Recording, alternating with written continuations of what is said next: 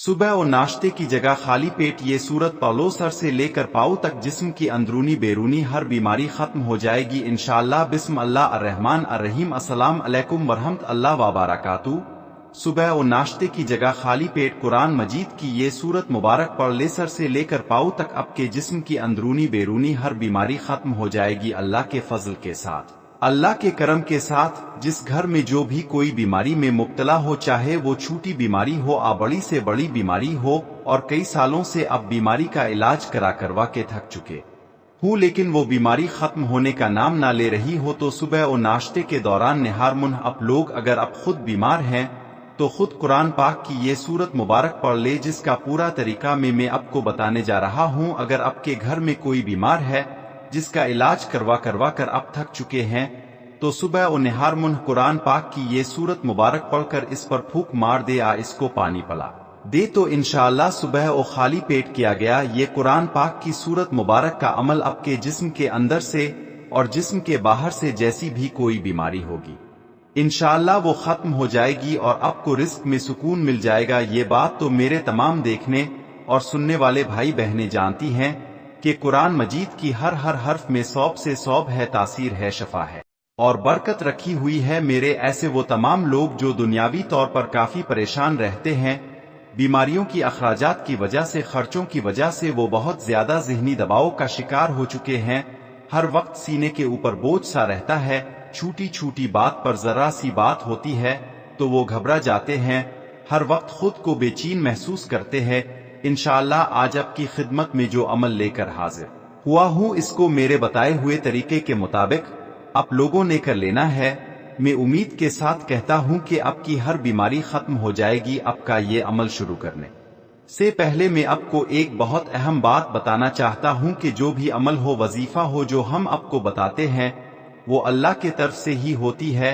यानी जो उम्माल आप लोग करते हैं वो अल्लाह के कलिमात होते हैं, अल्लाह का जिक्र होते हैं, कुरान पाक के अल्फाज होते हैं, कुरान पाक के सूरतें होती हैं, जिनकी बरकत से, जिनकी ताकत से, जिनके वसीले से अल्लाह पाक शिफा अता फरमाता है। बहुत से लोग कहते हैं कि उन वजीफों में कुछ नहीं रखा, उन उम्माल में कुछ नहीं रखा, तो मेरी उनसे गुजारिश है कि कोई भी बात हम अपनी तरफ से नहीं बताते, अल्लाह का जिक्र बताते हैं, कुरान का वजीफा बताते हैं, जिसको पढ़ने से शिफा परवरदिगार देता है। आप खुद जानते हैं कि अल्लाह के कुल्लिमात में कितनी ताकत होती है, तो हमें चाहिए कि हम उन वज़ाइफ को सच दिल और कामिल ईमान के साथ जरूर किया करें, ताकि हमें उन वज़ाइफ से फायदा हासिल हो सके। अगर आपकी ये सूरत मुबारका पढ़ लेने से, उनकी तिलावत कर लेने से डॉक्टरों के खर्चे बच जाते हैं, दवाइयों के खर्चे बच जाते हैं और मरीज सही दियब हो जाता है, तो आप बताएं इससे बड़ी कामयाबी, इससे बड़ी बात और क्या हो सकती है।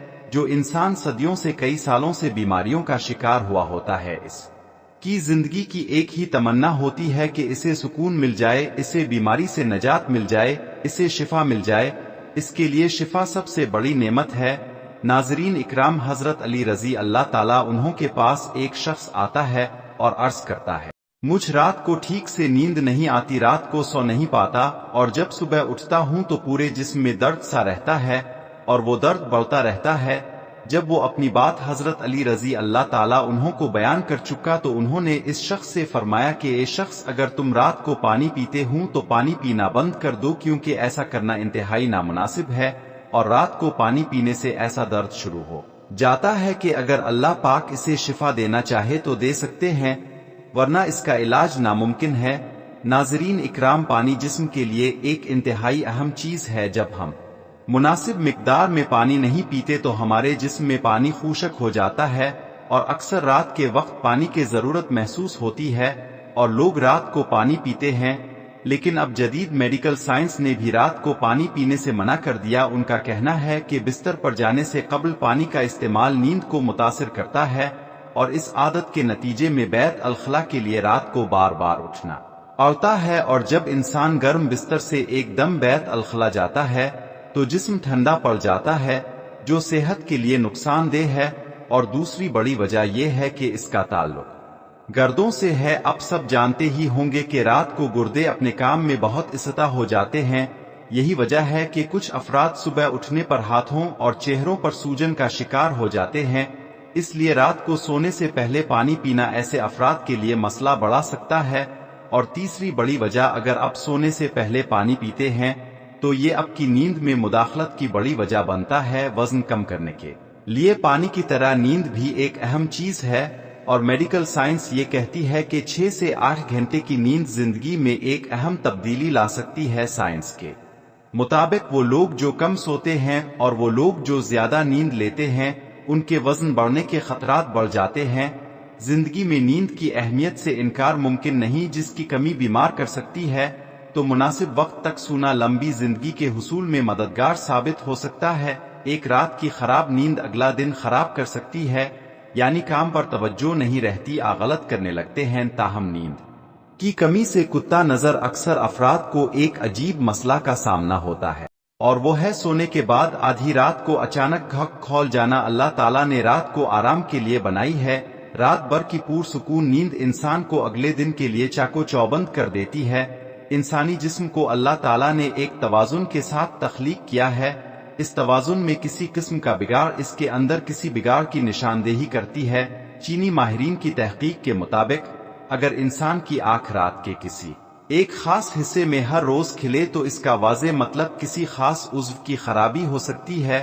ناظرین، لیکن اس کے علاوہ بھی بہت سے وجوہات ہو سکتی ہیں کہ رات کو آنکھ کیوں کھول جاتی ہے، کیونکہ اکثر لوگوں کی شکایت ہوتی ہے کہ ہماری نیند اچھی نہیں ہے اور رات میں کئی مرتبہ ہماری آنکھ کھل جاتی ہے اور اس وجہ سے نیند خراب ہوتی ہے۔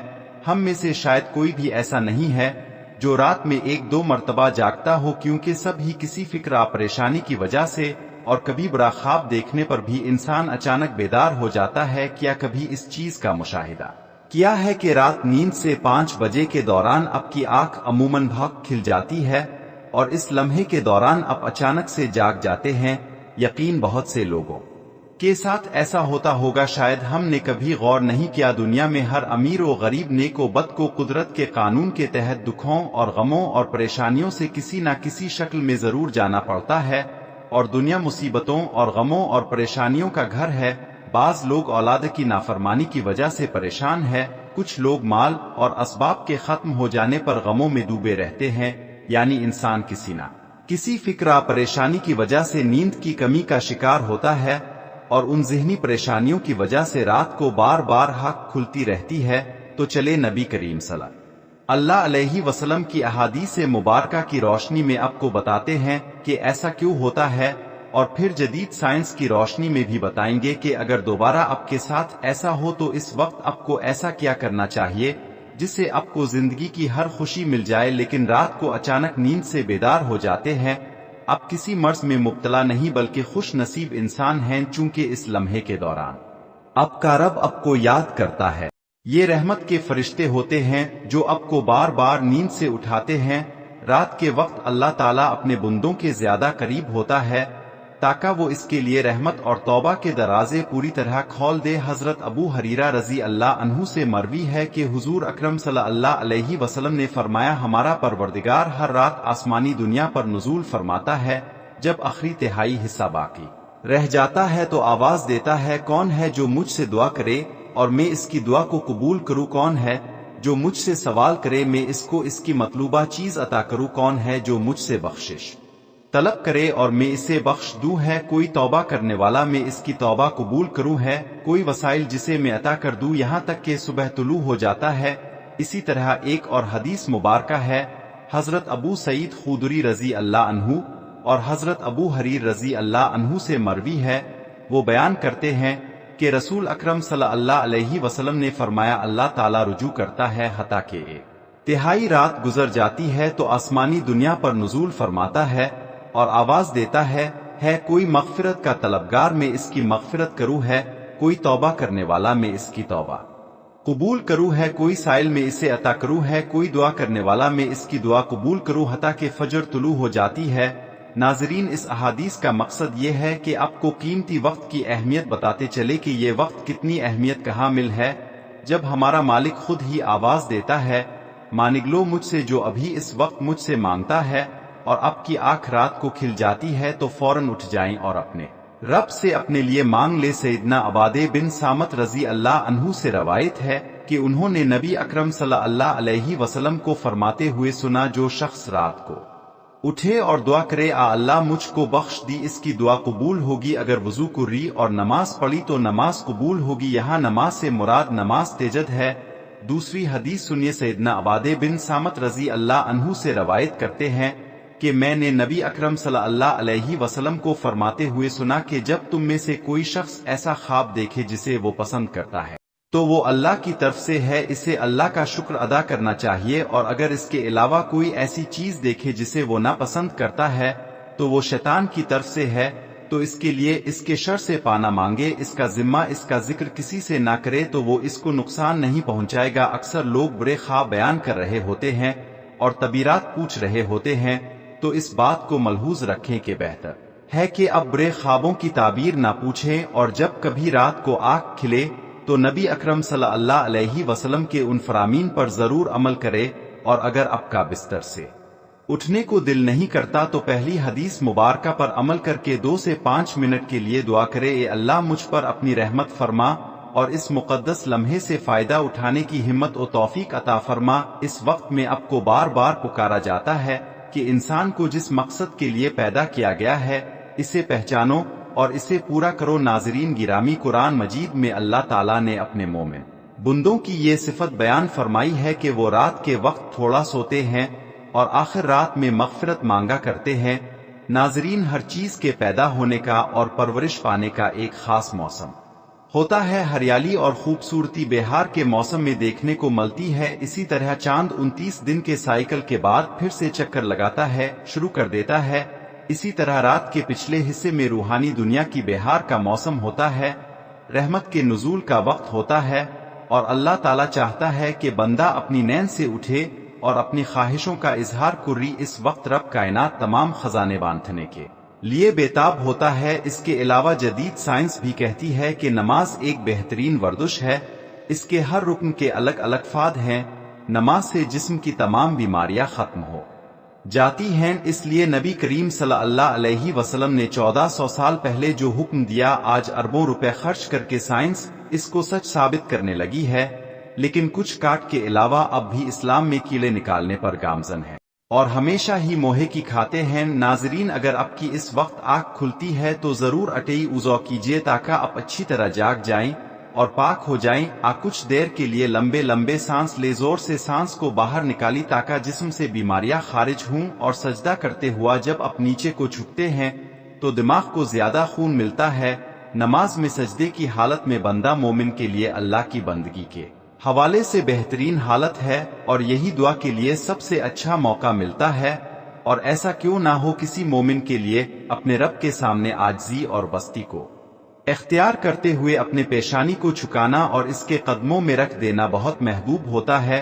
اس کے نتیجے میں اللہ تعالیٰ اپنے بندے کو بہترین سے نوازتا ہے اور اپنے قرب کا شرف بخشتا ہے۔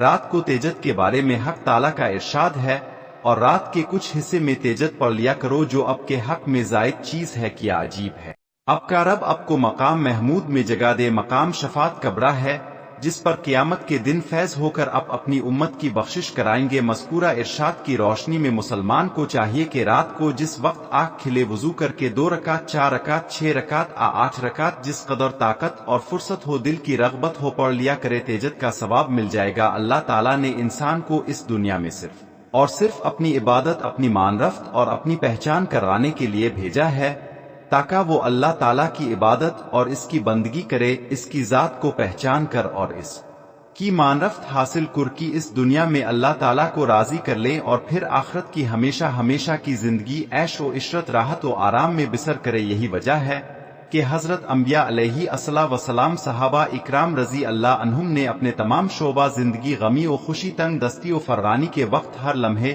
اس عظیم مقصد کو یاد رکھا، اور وہ اس میں کامیاب بھی رہے۔ وہ دنیاوی کاروبار، زراعت و تجارت، صنعت و عرفت وغیرہ بھی کرتے تھے، لیکن ان کے دل ہمیشہ اللہ تعالیٰ کی محبت اور الفت میں مست و سرشار رہتے، اور کسی وقت بھی اس کی یاد سے غافل نہیں رہتے تھے۔ ایسے ہی لوگوں کے بارے میں اللہ تعالیٰ نے قرآن مجید میں فرمایا، یہ وہ لوگ ہیں جنہیں کوئی تجارت کوئی خرید و فروخت نہ اللہ کی یاد سے غافل کرتی ہے، نہ نماز قائم کرنے اور نہ زکوٰۃ دینے سے۔ یہی وہ لوگ ہیں جو راحت جیسے اس پرسکون وقت میں بھی راحت و آرام کی بجائے اپنے محبوب حقیقی کے سامنے عبادت و بندگی کے لیے دست بستہ کھڑے ہوتے ہیں اور نماز میں اس کے سامنے راز و نیاز میں مشغول ہو جاتے ہیں، اللہ تعالیٰ نے انہی لوگوں کا قرآن مجید میں مختلف انداز میں ذکر فرمایا ہے۔ چنانچہ ایک جگہ ارشاد ہے، ان کے پہلو راحت کے وقت اپنے بستروں سے جدا رہتے ہیں، وہ اب اپنے رب کو ڈر اور امید کے ملے جلے جذبات کے ساتھ پکار رہے ہوتے ہیں،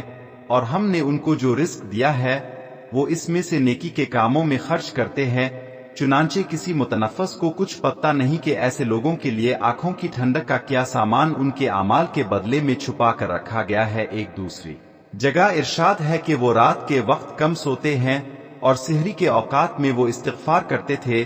حضرت عبداللہ بن سلام رضی اللہ عنہ فرماتے ہیں کہ جب حضور اقدس صلی اللہ علیہ وسلم مدینہ منورہ تشریف لائے تو لوگ اب صلی اللہ علیہ وسلم کی طرف دوڑنے لگے اور کہنے لگے کہ حضور صلی اللہ علیہ وسلم تشریف لائے ہیں۔ میں بھی لوگوں کے ساتھ آیا تاکہ دیکھیں کہ واقعی اب صلی اللہ علیہ وسلم ہی ہاں نہیں۔ میں نے اب صلی اللہ علیہ وسلم کا چہرہ مبارک دیکھ کر کہا، یہ چہرہ چھوٹے شخص کا نہیں ہو سکتا۔ وہاں پہنچ کر جو سب سے پہلا ارشاد حضور صلی اللہ علیہ وسلم کی زبان سے سنا وہ یہ تھا کہ لوگوں آپس میں سلام کا رواج ڈالو اور غربا کو کھانا کھلو اور صلہ رحم کرو، اور رات کے وقت جب سب لوگ سوتے ہوں تہجد کی نماز پڑھا کرو تو سلامتی کے ساتھ جنت میں داخل ہو جاؤ گے۔ قیام اللیل حضرت علی سے مروی ہے کہ حضور اقدس صلی اللہ علیہ وسلم نے ارشاد فرمایا کہ جنت میں ایسے بالا خانے ہیں جو اب گنوں کے بنے ہوئے معلوم ہوتے ہیں، ان کے اندر کی سب چیزیں باہر سے نظر آتی ہیں۔ صحابہ رضی اللہ عنہم نے عرض کیا، یہ کن لوگوں کے لیے ہیں؟ حضور صلی اللہ علیہ وسلم نے فرمایا، جو اچھی طرح سے بات کرے اور غربا کو کھانا کھلائیں اور ہمیشہ روزے رکھے اور ایسے وقت میں رات کو تہجد پڑھے جب کہ لوگ سو رہے ہوں۔ حضرت بلال حبشی رضی اللہ عنہم سے روایت ہے کہ حضور صلی اللہ علیہ وسلم نے ارشاد فرمایا کہ تم رات کے جاگنے کو لازم پکڑو، کیونکہ یہ تم سے پہلے صالحین اور نیک لوگوں کا طریقہ ہے، اور رات کا قیام اللہ تعالیٰ کی طرف سے قریب کا ذریعہ ہے اور گناہوں کے لیے کفارہ ہے اور گناہوں سے روکنے اور حسد سے دور کرنے والی چیز ہے۔ قیام اللہ لیل تو میری اب سب بھائیوں بہنوں سے گزارش ہے کہ قرآن پاک کی جو سورت مبارکہ میں آپ کو بتانے جا رہا ہوں وہ سورت مبارکہ کون سی ہے؟ وہ سورت مبارکہ سورت رحمان ہے۔ سورت رحمان کا نام سن کر تو اب سمجھ رہے ہوں گے کہ اس کی تلاوت تو ہم ہر روز سنتے ہیں، اس کی تلاوت تو ہم کرتے ہیں، لیکن ہمیں پھر بھی شفا نہیں ملتی۔ آج جو طریقہ میں آپ کو بتانے جا رہا ہوں اس طریقے سے اپنے سورت مبارکہ کی تلاوت کرنی ہے، پھر دیکھیں اللہ پاک آپ کو شفا عطا فرمائیں گے، صحت والی زندگی عطا فرمائیں گے۔ دیکھیں جب کوئی ڈاکٹر میڈیسن دیتا ہے تو اس کا پورا طریقہ بتاتا ہے کہ اس میڈیسن کو اپنے اس طریقے سے استعمال کرنی ہے جو طریقہ میں نے آپ کو بتایا ہے۔ اگر آپ ڈاکٹر کی طریقے کے خلاف جائیں گے، اپنی مرضی سے وہ میڈیسن استعمال کریں گے تو ہو سکتا ہے کہ آپ کو اس کا فائدہ حاصل نہ ہو۔ اسی طرح جو طریقہ میں آپ کو بتانے جا رہا ہوں اس طریقے سے اپنے سورت رحمان کی تلاوت کرنی ہے۔ یقین کرے کائنات میں کسی بھی فرد کو کسی قسم کی بیماری لگ گئی ہو، کوئی ذہنی الجھن ہو، کوئی قلبی بے چینی ہو، کالا پیلا جادو ہو، آجن آسیب کا سایہ ہو، آج کی یہ سورت پڑھنے کے بعد اپنے اندر ہی حالات کو بدلتے ہوئے خود دیکھ لوگے، بیماریوں کو زندگی سے جاتے ہوئے دیکھ لوگے۔ یاد رکھے الرحمن اللہ پاک کا اللہ عزیز و جلی کی بہت ہی زیادہ خاص صفت مبارک ہے، اور جو سورت مبارکہ ہے وہ سورت رحمان ہے۔ اس کو آپ لوگوں نے کس طرح سے پڑھنا ہے کہ بڑی توجہ سے نوٹ فرمائیں کہ صبح و نہار منہ آپ لوگوں نے باب وضو ہو کر کوشش کرے کہ فجر کی نماز ادا کرنے، اگر نماز کسی وجہ سے نہ ادا کر سکے تو بے وضو ہو کر سورت رحمان پڑھنی ہے، سورت رحمان کی تلاوت کرنی ہے۔ اور کس طریقے سے کرنی ہے؟ یہ سورت رحمان کے 3 رکوع ہیں۔ سب سے پہلے اپنے سورت رحمان کی تلاوت شروع کی اور جب پہلے رکوع پر پہنچا تو 27 مرتبہ آپ لوگوں نے پڑھنا ہے، آرحمت اللہ مانو، آرحمت اللہ مانو، آرحمت اللہ مانو، آرحمت اللہ مانو، آرحمت اللہ مانو۔ یہ اللہ پاک کا بہت ہی پیارا اسم مبارک ہے۔ پہلے رکوع پر پہنچ کر 27 مرتبہ آرحمت اللہ مانو، آرحمت اللہ مانو، آرحمت اللہ مانو پڑھے۔ اس کے بعد پھر جب دوسرے رکوع پر پہنچے تو پھر 27 مرتبہ آرحمت اللہ مانو، آرحمت اللہ مانو، آرحمت اللہ مانو پڑھے، اور پھر جب تیسرے رکوع پر پہنچے تو اسی طرح 27 مرتبہ آرحمت اللہ مانو پڑھے۔ جب یہ عمل پورا ہو جائے اس پانی کے گلاس پر بھونک مار دے، اس پانی کے گلاس پر بھونک مار کر وہ پانی اب خود پی لے۔ اگر اب کسی بیماری میں مبتلا ہیں تو اب خود اس پانی کو پی لے، نہیں تو اس مریض کو وہ پانی پلا دی جو اب کے گھر میں کسی بیماری میں مبتلا ہے۔ قرآن پاک کی سورت رحمان کا یہ عمل 3 رکوع ہیں۔ ہر رکوع پر جب اب لوگ پہنچے تو 27 بار رحمت اللہ مانو پڑھ لے، اور جب عمل پورا ہو جائے پانی پھونک مار کر خود پی لے، اور گھر میں جو کوئی بیمار ہے اس کو بھی پلا دی۔ ایک دن یہ عمل کرے، یقین مانے دوسرے دن جب آپ اس عمل کو کریں گے، اس کی نیت کریں گے تو مریض کی طبیعت بہتر ہونا شروع ہو جائے گی۔ سورت رحمان میں اتنی برکت، اتنی طاقت رکھی ہوئی ہے کہ اگر آپ کا مریض کسی بھی اسپتال میں ICU میں بھی پڑا ہوا ہے تو اس کو بھی آپ اس طرح کا یہ عمل کر کے وہ پانی پلا دے گے تو مریض ہوا کر بیٹھ جائے گا۔ قرآن پاک میں بہت سے زیادہ شفا ہے، ہر صورت میں برکت رکھی گئی ہے، طاقت رکھی گئی ہے۔ میرے وہ تمام بھائی میری بہنیں جو اپنے گھر میں بیماریوں کی وجہ سے چاہے وہ چھوٹی ہو بڑی پریشانی رہتی ہو، وہ آج کے یہ عمل ضرور کر لے۔ اور ایک بات میری ہمیشہ کے لیے پلے باندھ لے کہ جسمانی بیماری بہت چھوٹی چیز ہے، اصل بیماری سوچ کی بیماری ہوتی ہے۔ جس طرح دیمک لکڑی کو چاٹ جاتا ہے، اس کو کھا جاتا ہے، اندر سے ہی کھا جاتا ہے، اس طرح منفی سوچ جو ہوتی ہے وہ بیماریوں کی طرح جسم کو اندر سے کھا جاتی ہے۔ اپنی سوچ کو مثبت رکھیں، پازیٹیو رکھیں۔ سید عالم حضور پر نور صلی اللہ علیہ وآلہ وسلم نے ارشاد فرمایا، بے شک بہترین دوست وہ اور وفا کرنے والی پاک ذات صرف اللہ کی ہے، ہر شک اللہ تعالیٰ کی ملکیت ہے، جو بھی اسے سچے دل سے پکارتا ہے وہ اس کی داد رسی ضرور کرتا ہے۔ اللہ پاک اس سورت مبارک کی برکت سے میرے تمام بھائیوں بہنوں کی پریشانیوں کو دور فرمائے۔ اپنا بہت سارا خیال رکھے، اپنی دعاؤں میں یاد رکھے۔ اللہ حافظ۔